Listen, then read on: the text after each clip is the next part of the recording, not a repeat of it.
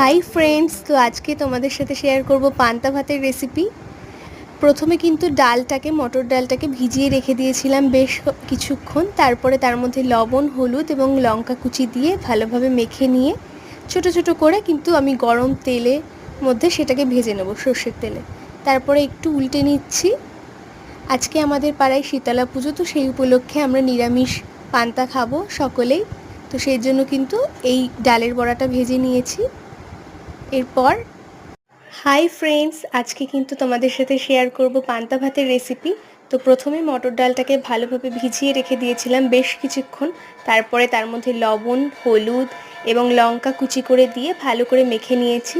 দেন ছোট ছোট গোল গোল করে গরম সর্ষের তেলের মধ্যে কিন্তু ওটাকে ভেজে নেব হালকা করে, হালকা আছে।